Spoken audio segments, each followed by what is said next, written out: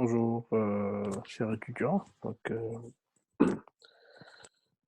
Cette première séance concernant une introduction à la deuxième partie concernant la sociologie d'Anthony Giddens nécessite quand même une transition, parce que, comme vous allez le voir en fait dans le bouquin d'Anthony Giddens, la- l'ensemble des travaux de cet auteur s'inspiraient d'une sociologie empirique. C'est la sociologie qui a été en fait démontrée de toutes pièces aux États-Unis. Alors pour cela, il faudrait avoir une première idée sur cette sociologie qui est relativement différente de la sociologie européenne. Donc on va premièrement devoir consulter le premier chapitre du bouquin en anglais que je vous ai envoyé sur la plateforme dans le dossier fichier, dans le fichier support. Vous allez trouver un bouquin intitulé Sociologie, Understanding how the social. Excusez-moi, c'était donc le titre du bouquin.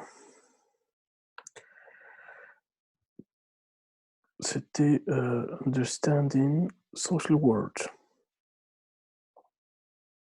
Voilà. Alors, ce bouquin qui est une première introduction à la sociologie américaine, détaille un petit peu dans le premier chapitre le background et les références sur lesquelles s'est basée cette sociologie, avant de développer bien évidemment d'autres thèmes qu'on trouve généralement dans les différents bouquins de sociologie. Donc tout ce qui est genre, socialisation, équité sociale, etc. Discrimination. Donc vous allez trouver un peu plusieurs chapitres concernant ces thèmes qui sont plus spécifiques. Par contre, ça nous intéresse plus de rester concentré sur le premier chapitre pour voir justement je dirais la, euh, la, la, euh, la perspective sociologique aux États-Unis, comment elle est spécifique, euh, comment ça a été utilisé pour pouvoir comprendre la société américaine qui a connu un changement radical, surtout au début du XXe siècle, et en revenant un petit peu aux différentes perspectives théoriques en sociologie, donc en comparant un petit peu les différentes écoles, la même chose qu'on va faire avec Anthony Giddens, mais uniquement de voir quelle est la perspective américaine, comment on regarde en quelque sorte, comment on a classé, comment on a accepté et compris ces sociologies européennes, notamment la sociologie classique, avant de vous préparer bien évidemment aux autres chapitres. Donc on aura l'occasion d'aller choisir quelques-uns sur lesquels on peut travailler comme en guise d'expérimentation et d'illustration. Alors, premièrement, je voudrais dire que c'est intéressant de lire ce chapitre et de comparer un petit peu euh, ce qu'on va essayer de faire avec Anthony Giddens, avec la vision américaine. Donc ça, c'est important à faire avant d'aborder, bien évidemment, la partie qui nous concerne le plus, qui est le chapitre d'Anthony Giddens. Alors, j'aimerais bien préciser une chose, c'est que cette transition est nécessaire, parce que pour voir dans quelle mesure les Américains eux-mêmes ont intercepté ce qui a été fait par les classiques, en l'occurrence Durkheim, Karl Marx et Max Weber, et comment ils l'ont modifié légèrement pour l'adapter, bien évidemment, à une société qui est tout à fait différente de la société européenne.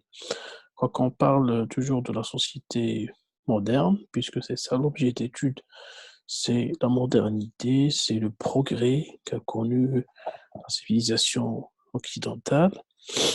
Et on va voir que c'est relativement différent en termes d'utilisation. C'est-à-dire que les Américains étaient plus empiriques, ils s'éloignaient relativement de tout ce qui est philosophique, de réflexion plus ou moins abstraite, pour aller directement vers quelques problèmes plus concrets qu'on a essayé d'aborder et pour lesquels on a essayé de trouver des solutions. On va voir par la suite avec Anthony Giddens que il a été relativement, je dirais, influencé par cette perspective américaine.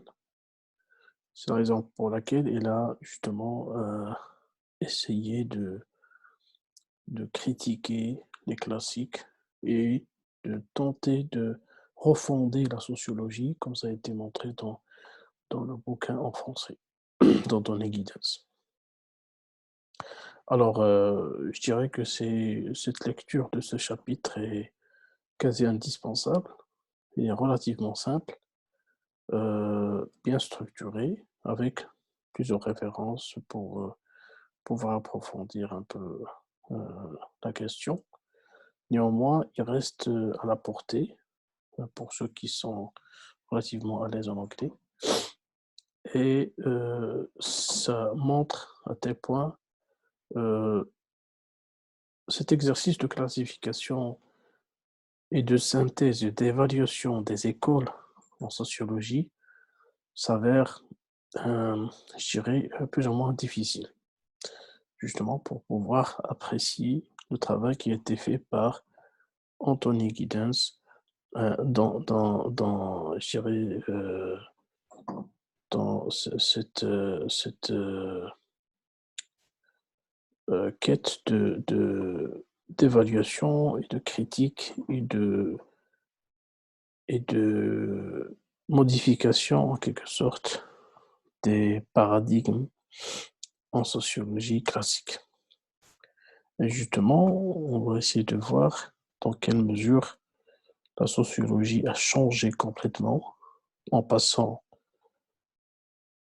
des classiques en Europe vers une sociologie plus empirique aux États-Unis, avant de revenir avec Giddens sur je dirais, les perspectives et les, les angles que l'on a pu mobiliser pour développer sa propre théorie de structuration, à travers laquelle il a tenté d'expliquer ou d'explorer un petit peu le modèle de modernité à sa manière.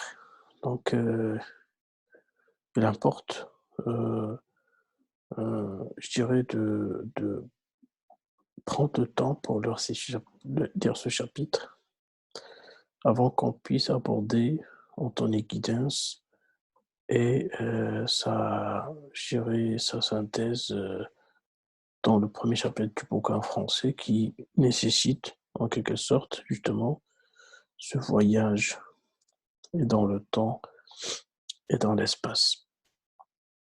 Donc voilà, donc je répète, je vous invite à lire le premier chapitre du bouquin en anglais,